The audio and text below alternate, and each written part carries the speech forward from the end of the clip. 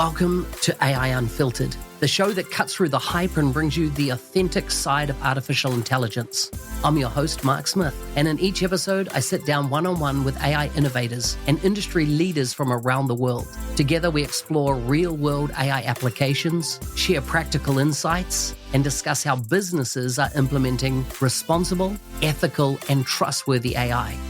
Let's dive into the conversation and see how AI can transform your business today.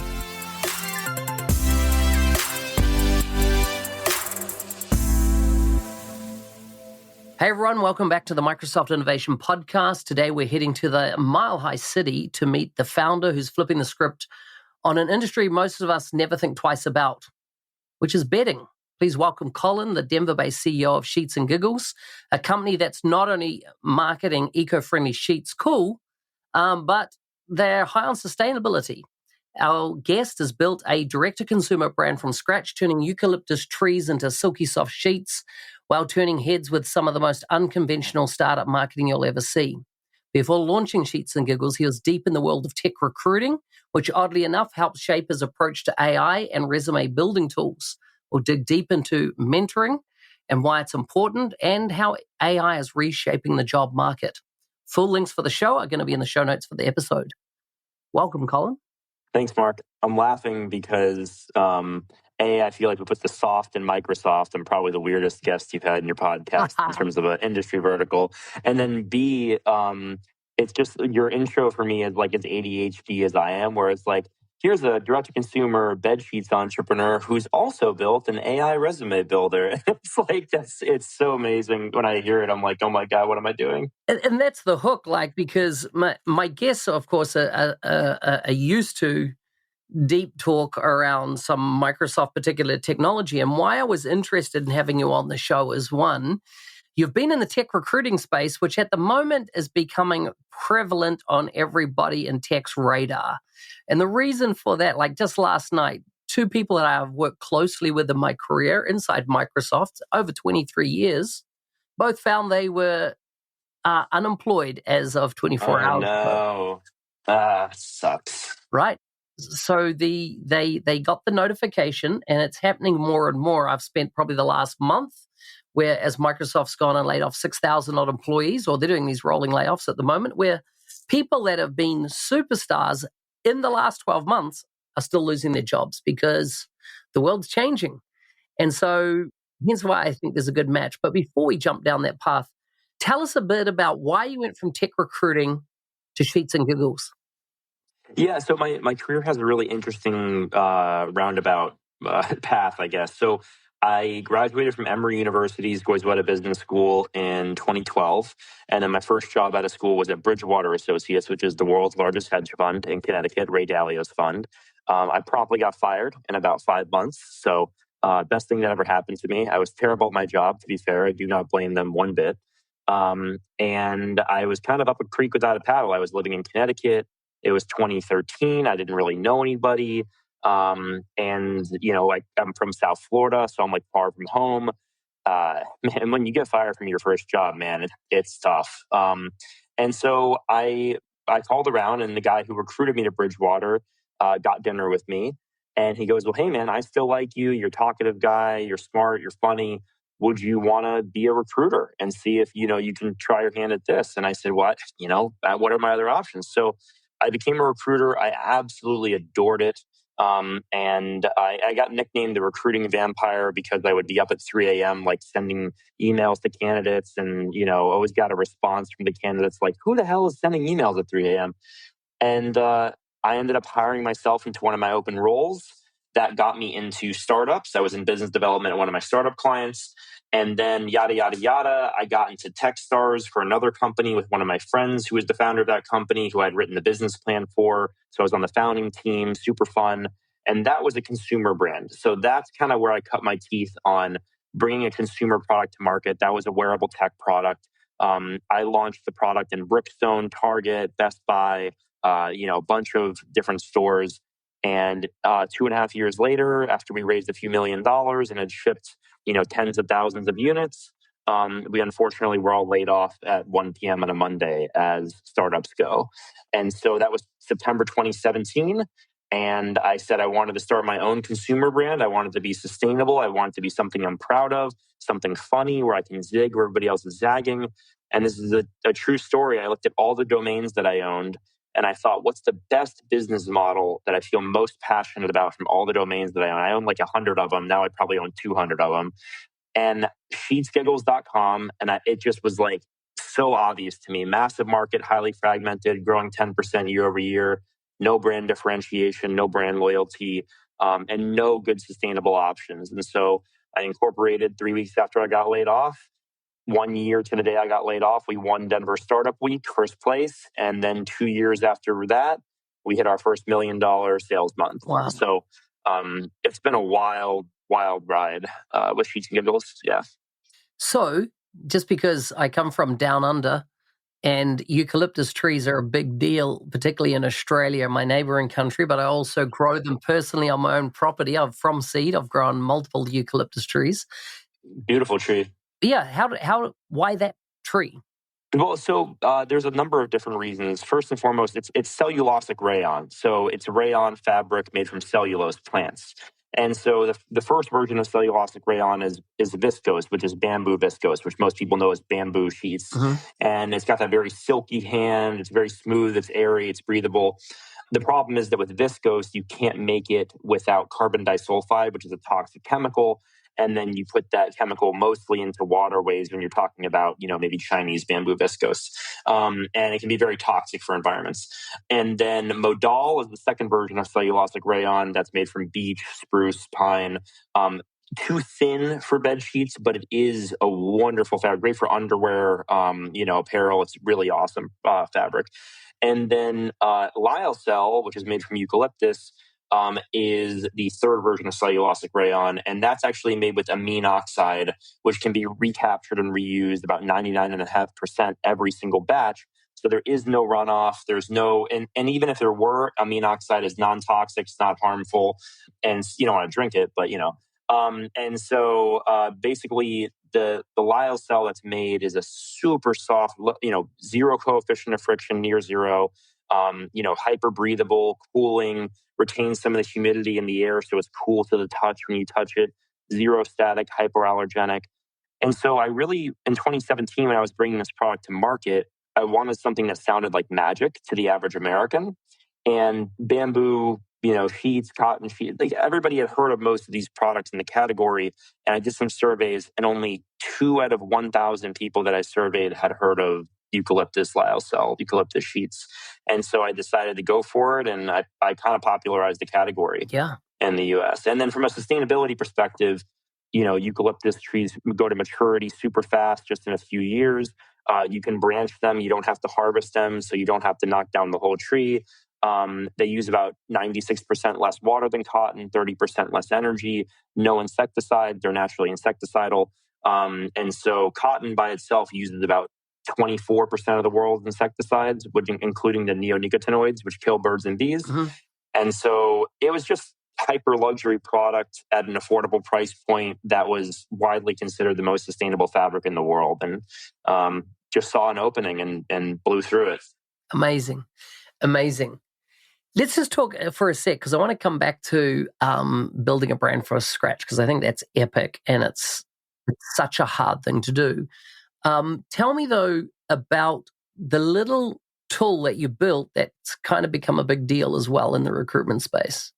So sheetsresume.com is what you're referring to. I am the Sheets guy. I don't know, you're in New Zealand, so I don't know if you know the MyPillow guy here in the US. Everybody calls him.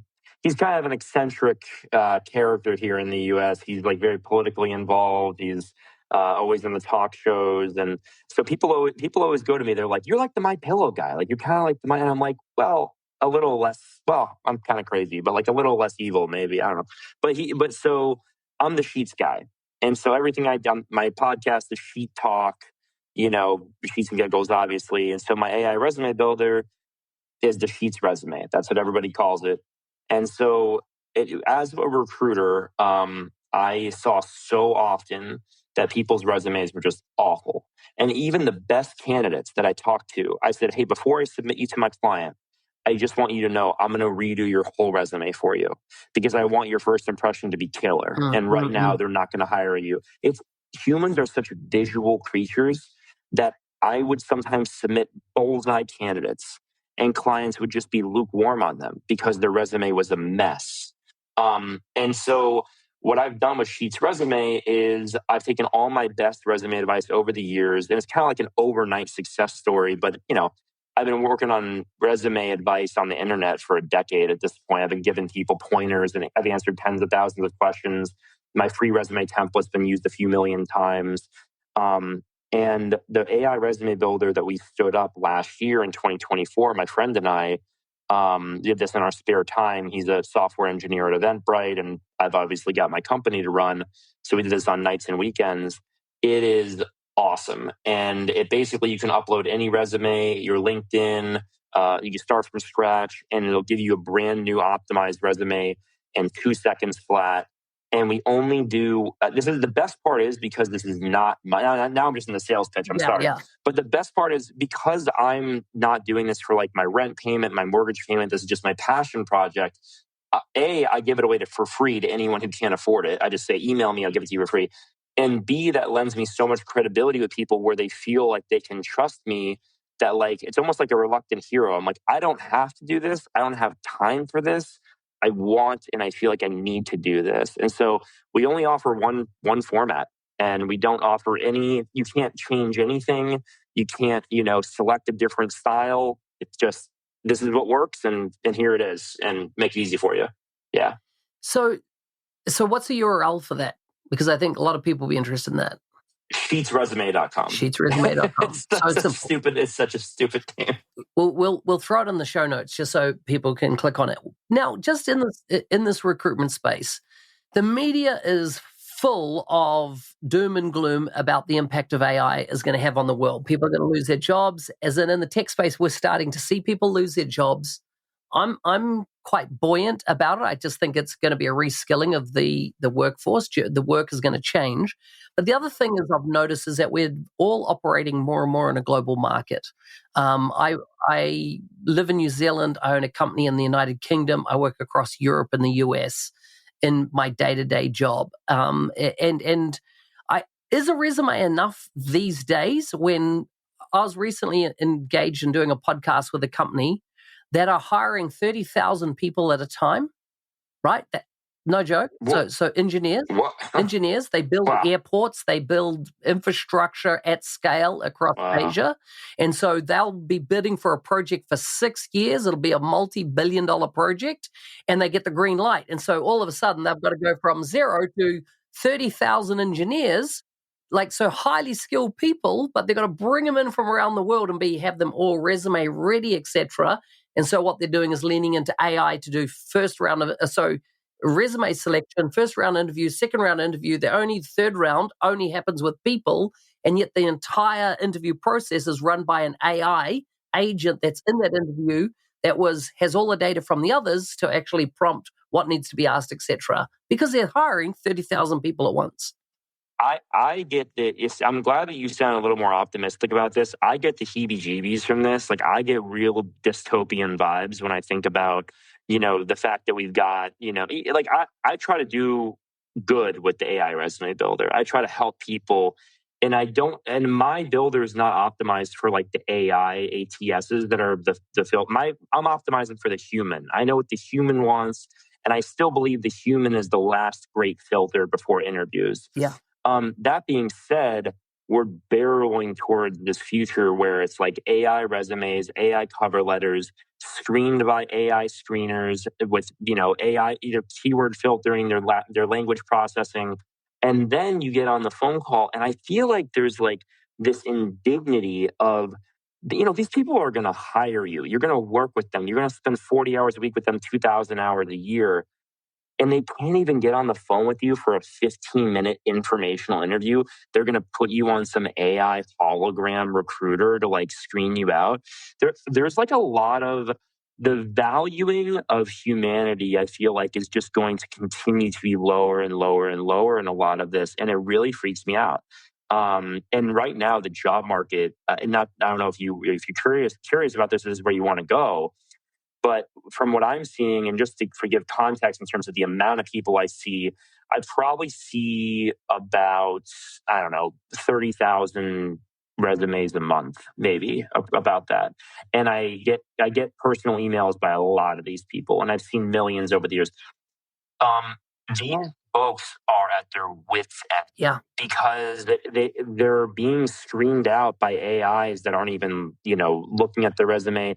They're not even getting automatic rejection letters. And then when they do get somebody on the phone, it's now half the time it's like an AI recruiter. So a lot of these people, it's a really tough market right now. It's probably the worst I've ever seen it. I recruited back in 2012, 2013, and during the '08 recovery. This is worse because you've got, especially in the U.S., I'll go a little U.S.-centric for a second. You've got, 300,000 government workers getting laid off all at once and tossed into the private sector with no warning.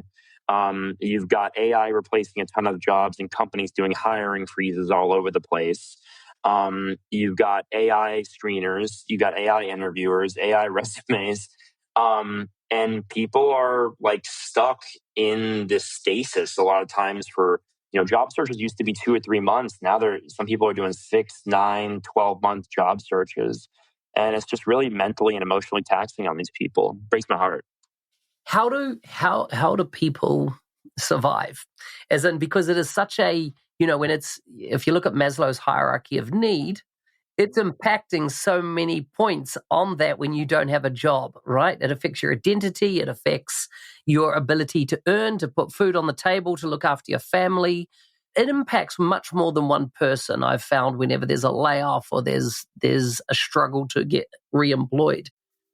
How do people survive and even thrive in this new world? Rolling out Microsoft 365 Copilot licenses isn't enough. You need an adoption plan to get people using it well. In our new book, published by Microsoft, we offer a practical guide to successful Copilot adoption. Many leaders believe in the why of Copilot and AI, but they need guidance on how, from practical frameworks to enabling champions and measuring impact. Get your copy of Microsoft 365 Copilot adoption now from Amazon or find a link in the show notes. Well, so first off, count your blessings, right? Because you live in New Zealand and you have healthcare provided for you as a human, right? Correct. Wait, I didn't even, Here in the U.S., what I find really problematic is that we have employment tied to healthcare. And then really, with businesses and tax evasion, the only tax that businesses actually pay for the most part, aside from some sales tax and that sort of thing, is payroll tax. So there's like really one tax you can't avoid, and that's payroll tax. And then one expense, I should say. And then on top of that, you also have the benefits that you're paying for your employees for their health care. So we have a unique situation in the US where employers are incentivized not just with the salaries and payroll of their personnel to lay them off, but also the fact that they're tacking on 10, 15, sometimes 20% of that salary in the form of taxes and benefits. And the complexity as well of offering healthcare in different states. There's different rules in each state in terms of the coverage you have to offer and what you have to, the 401k plans that are all these different things. But we are basically barreling towards the future. I think we're already in it. And that's why we're seeing so much pain right now and so much confusion, where companies are incentivized in like 2 or 3 big ways to cut headcount. And you no longer need headcount to scale. You can do graphic design with AI, copywriting with AI. You can do interpretation. You can do videography, photography, like customer care. I used to pay $250,000 a year for full-time customer care associates, collectively. Yep. And now my customer care costs are about $26,000 a year in total for my whole business. And it's horrible, but we're in this massive game of like, it's like a prisoner's dilemma on a gigantic scale. And everybody's doing things that they feel like if they don't, their competition will and absolutely eat their lunch. And so we're just leading towards these, I think, societally bad outcomes. But you asked me how you survive in it. And that's where I'm getting really tripped out is I don't really have a good solution, at least in the US, because I don't think that we value people in the US. We really value profit and capital. And that's going to leave a lot of people out in the cold, unfortunately. And so for me, what I would say is what I've done and what I encourage others to do is try to embrace AI and amplify yourself with it and potentially start your own company. I think it will be a golden era for solopreneurs in the very near future. That's kind of my one big hope, is that there's going to be an explosion of one-man shop or one-woman shops all over the world, people that can do so much more with these tools. And I think it will, my hope is that it will fragment the business space and create more competition. But I am worried eventually the capital becomes a moat and that these AI systems will be isolated for the largest wallets. Yeah, interesting. Couple of things off that. I was at a session with Microsoft recently, and I said, "What about jobs?" And it was in Seattle, and it was very like, "Will AI take my job?" And it's this common question. And the guy said, "AI won't take your job, but a capitalist will." And I'm like, that is on point, right? Because that's what it is. It's capitalism now being able to have infinite leverage. As in the past, you had to hire people to create leverage and scale. Now you can have a small amount of people potentially governing a whole army of agents that have infinite ability to scale beyond what we can imagine. That's what we're entering into now, is we're in an era where capital can create creativity, right? Like capital can unlock creativity, it can unlock ideas, it can unlock, insights, product features, new product development, scoping, scale, it's really freaky because like you just said, you've always needed humans to scale, and you've always needed to really on some level, deal with people in order to scale. And now capital can just say, we don't have to deal. This is our biggest headache, is the human element of this business.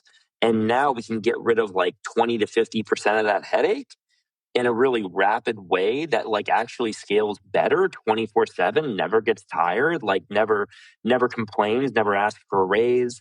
I don't know where this all winds up, man, but I'm actually curious where you think, because this is what you study, this is what you think about a lot more than most people. I'm of the opinion that we need to really invest in continuing education stipends. We need to invest in some type of AI dividend, whether you want to call it UBI or something. I think that people need to get paid for the work that they've done in the past, training these things unknowingly. Yeah. I think that will all get sorted out. I think for the individual, though, Reid Hoffman, one of the co-founder of LinkedIn, has said by 2035 that over 50% of the US workforce will be contractors. They won't. So if that's your future by 2035, you've got to sort out the healthcare scenario, right? That's a fundamental that has to be solved. But let's say you're contracting. That means straight away you have the ability to work anywhere in the globe. If you've changed that mindset, most people have always gone for an employee-employer model, and that whole solopreneur type thing is a new thinking for the general populace, right? Not the you in the edge case, but the general populace that's a new thing to think about themselves as the product and how, or the thoroughbred racehorse, how do they optimize themselves to win and to be successful? And so I think that need for continuing skilling using AI to make you powerful, I think is going to be super important. But the day of relying on my employer for my retirement, for anything, I think is the capitalist is going to win this game. And I guess that's what worries me is I maybe it's because I live in the U.S., but I don't see us going to public healthcare anytime soon. Oh no, but in my country, it's going to go private, right? I just consulted to my brother. I've just been in Europe, just flew back. He's got sick with something. He's quite a bit older than me, and our healthcare in our country cannot get him to the right specialist in time. And I said, mate, for $5,000. Go to Turkey, where they have the best of breed surgeons. You can go in, have 50 different blood works done. It's only money. Pay the money, go to the country that can give you the best healthcare possible, get it done. And I think that we're going to see this medical kind of tourism they talk about become much more prevalent and get best in class specialists, but then it's not going to happen in your own country. No, we're in a bit of a pickle here. Like I would like to have some type of basic guarantee for folks. Like if you're asking me to wave a magic wand and get on my political soapbox and like actually like run for office, I might. But like what I think I would like to do is like I think that education needs to be guaranteed for all Americans, and you need to have continuing education in a bunch of different sectors. And I would really say whatever the person wants to study should be free. I think more education is proven out to be long-term aggregate supply moves to the right. It's the best investment a society can make in itself. We don't invest nearly enough in education here in the U.S. I think that you've got to have some basic level of healthcare covered, because I think a full 60% of our bankruptcies are medical bankruptcies now in the U.S. Wow. I know. It's horrendous. And of people who get cancer, I think about 1 in 4 of them go bankrupt, and half of them deplete their entire life savings. And like when you're talking about people getting laid off from AI, you're talking about, let's like just don't even worry about the AI piece, right? Just look at a mass layoff example we have right now that I think is very like a microcosm of this whole thing. Is we had 300,000 people laid off by the federal government in the last 100 days. Yeah. And whether you want to talk about, that's good or bad or this or that, I look at the 300,000 human beings who have families, who most of them have dependents, whose access to a doctor relied upon that job. And so we've got 300,000 children, or maybe 600,000, depending on the amount of kids at home, who now have either lost access or are at risk of losing access to healthcare because the federal government, their employer, decided to let them go without warning. Yeah. And again, talking big picture, strategic government spending, that's a great conversation. I'll have that over 4 beers. But when you're just looking at like the fallout from the, and when I say mass layoff, I mean 300,000 people, we got 160 million workers in this country. So that's a drop in the bucket in terms of like the overall labor market. But just that problem by itself is a huge problem, because these people don't have skills to go into the private sector. What is a national parks worker supposed to do? Go work at a zoo or like an aquarium? Like, are there that many jobs available for these people? So I feel like that's like a microcosm of the AI problem. Is when these folks get laid off because AI comes in and replaces their job, what are they to do? Yeah. Like their skill has now become obsolete effectively in the economy, and they have no health care, they've got no income, they've got like no continuing education stipends or grants, and they're just supposed to just go find it. Like the amount of demand for jobs is about to, and is already in the process of hockey sticking, and the supply of jobs in the exact opposite direction. And that's gonna create some really gnarly labor market outcomes. It is crazy. Tell me about building a brand from scratch, a consumer brand. I feel B2B is more manageable because you can know the target so much better, which is the space I'm in. But B2C, that's got to be, it seems like you have to spend a lot of capital on getting marketing out there to get recognized, to get scale. I think you have to like people. If you're like a B2C marketer, like if you're a consumer brand, I think that you have to, as a founder, you have to enjoy other human beings and be like maybe not an extrovert necessarily, but you have to like have an affinity. You have to have an affinity for others. You have to like think highly of humanity, and like because you're dealing with like millions and millions of people come across my desk, and they're such like interesting characters. Like these people are such crazy creatures. They're nice. Like everybody wants to talk about something. Everybody wants to feel heard. But in terms of brand building, I would recommend a few things. Number one is day one, do a brand identity map. And that's a very simple thing to do. It takes you 4 hours. Don't bother hiring an agency. You have to do the brand identity map yourself. The brand's voice should be the founder's voice. So when you're doing your archetype for the brand, there's like 12 major brand archetypes, hero, jester, outlaw, everyman. People know that. You can Google it.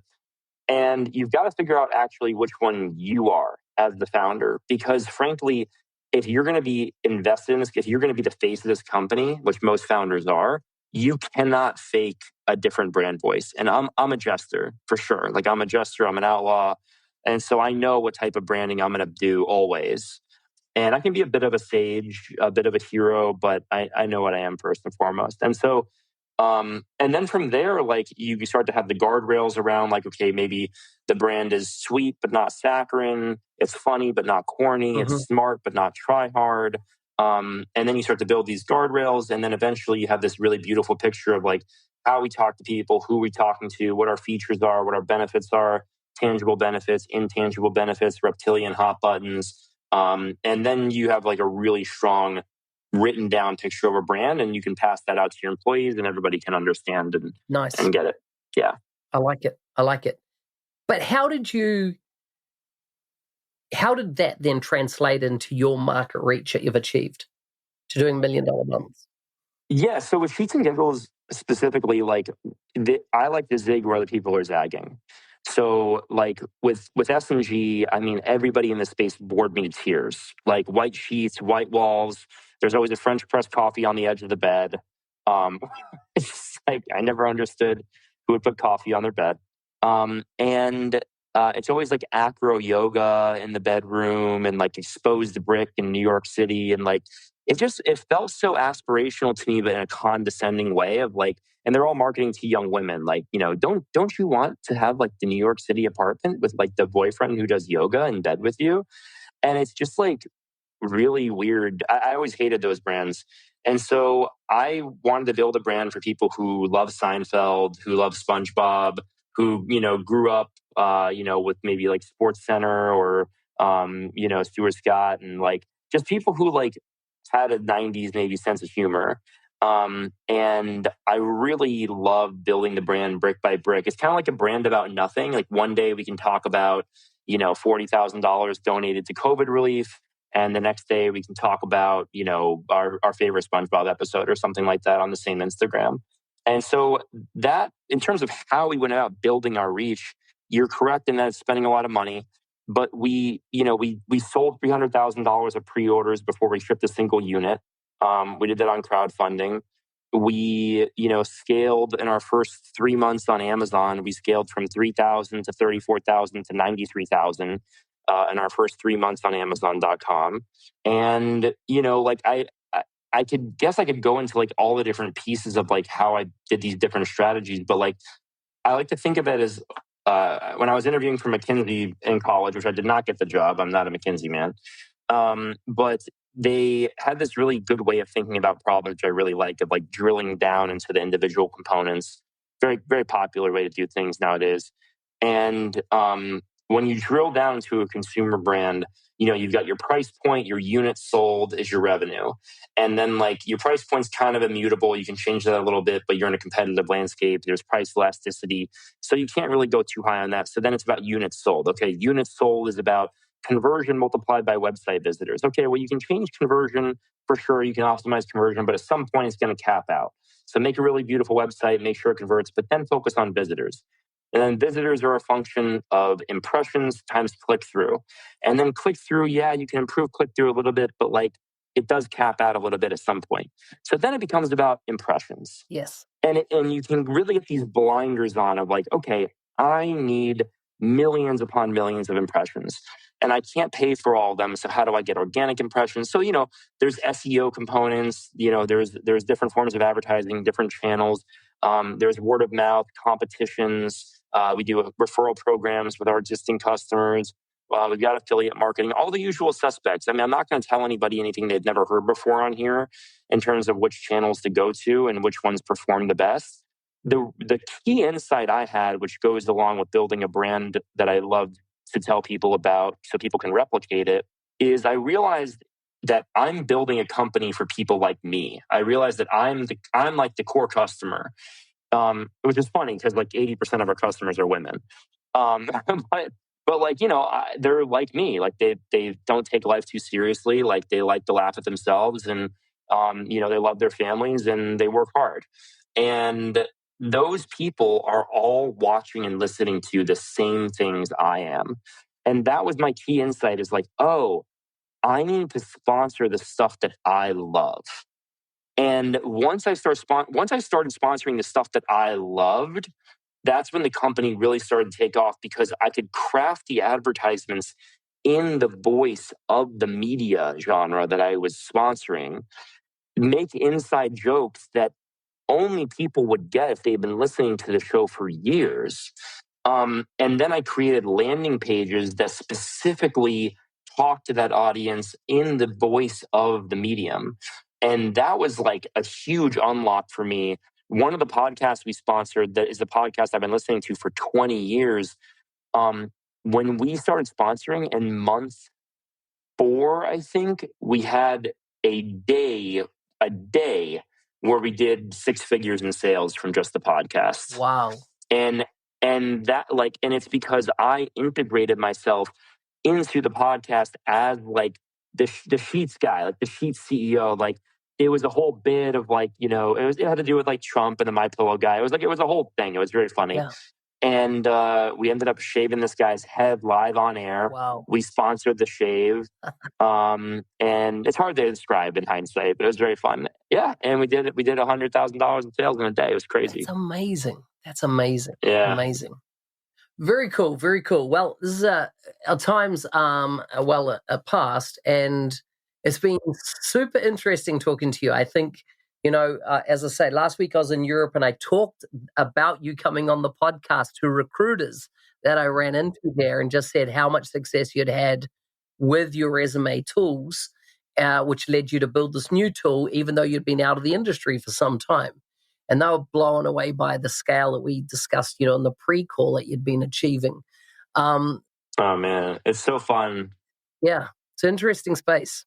Yeah, it's been fun helping people. It's been a gift, because when I was a recruiter, it was very hard emotionally to not be able to help people who would come to you at their wits' end. They can't make their rent. Their family doesn't have health care. They're putting food on the table. And it was really exhausting, because I had to focus on candidates that I could get placed so I could make money and the company can make money.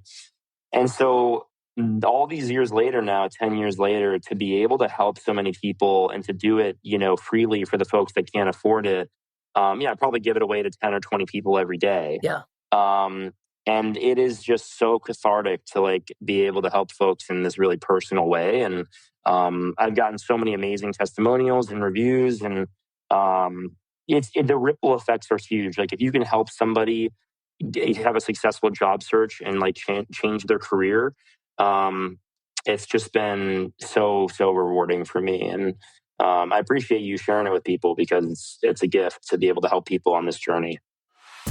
You've been listening to AI Unfiltered with me, Mark Smith.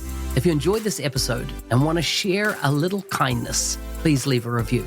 To learn more or connect with today's guest, check out the show notes.